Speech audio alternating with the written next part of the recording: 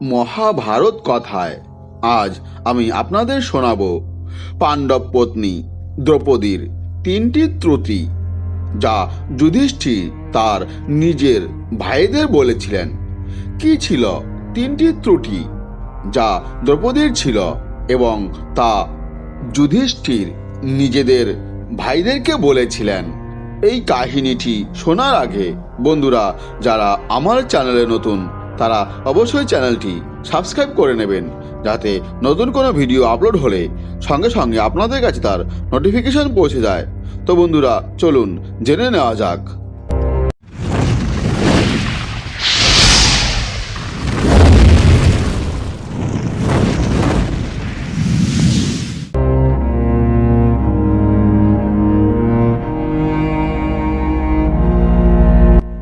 দ্রৌপদী ছিলেন অত্যন্ত সাহসী এবং আত্মমর্যাদাশীল এক নারী। তিনি জানতেন কিভাবে তার অধিকারের জন্য লড়াই করতে হয়। দ্রুপদ কন্যা দ্রৌপদী স্বয়ংবরে অর্জুন দ্বারা জয়লাভ করেছিলেন, কিন্তু তাকে 5 পাণ্ডবকে বিয়ে করতে হয়েছিল।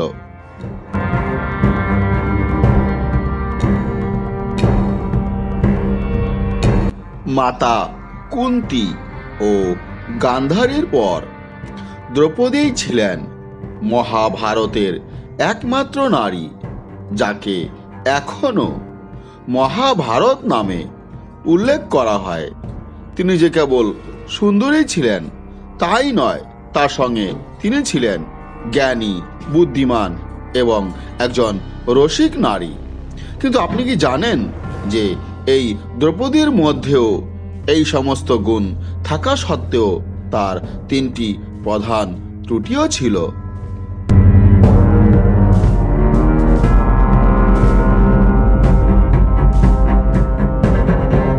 যুধিষ্ঠির তার ভাইদের বলেছিলেন দ্রৌপদীর এই 3টি দোষের কথা। 5 ভাই যখন তাদের স্ত্রী দ্রৌপদীকে নিয়ে স্বর্গ ভ্রমণে যাচ্ছিলেন, তখন তারা এই ত্রুটিগুলি প্রকাশ করেছিলেন। যুধিষ্ঠির সর্বদাই সত্য ও ধর্মের পথ অনুসরণ করেছিলেন। তাকে এখনো ধর্মরাজ বলা হয়।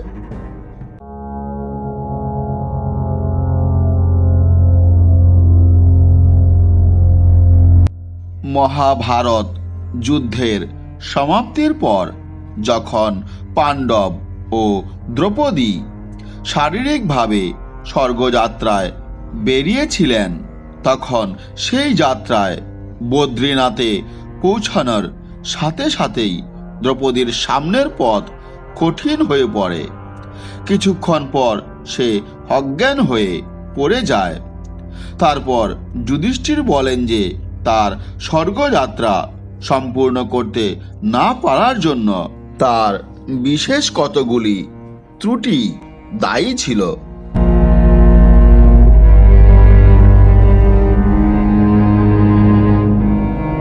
যুধিষ্ঠির দ্রৌপদীর প্রথম ত্রুটি হিসেবে বলেছিলেন যে দ্রৌপদীর সৌন্দর্য ও বুদ্ধিমত্তার ওপর অত্যাধিক অহংকার ছিল।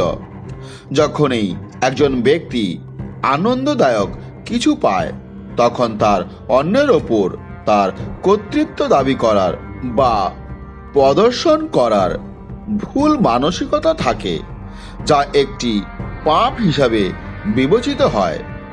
আর এটিই ছিল দ্রৌপদীর প্রথম ভুল।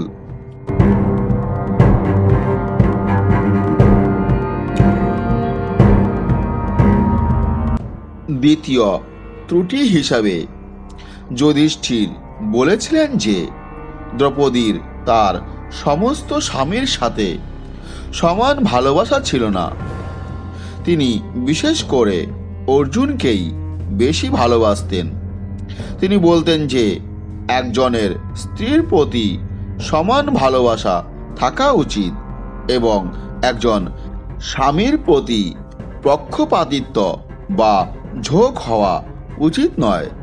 এটি একটি ত্রুটি হিসাবে গণনা করা হয়েছিল, আর এটা ছিল দ্রৌপদীর দ্বিতীয় ভুল।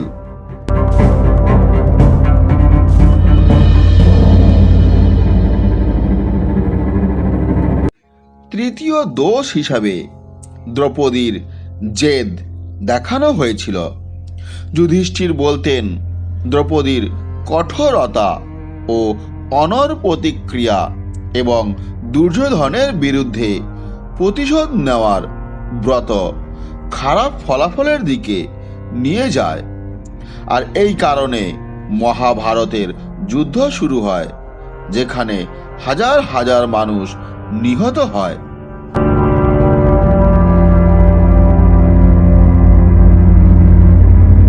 দ্রৌপদী একজন শক্তিশালী, মর্যাদাবান এবং স্বাধীন মহিলা ছিলেন, কিন্তু তার ভুল অহংকার, প্রেমে অসমতা এবং একগুঁয়েতার মতো ত্রুটিগুলি তাকে বাধা দিয়েছিল।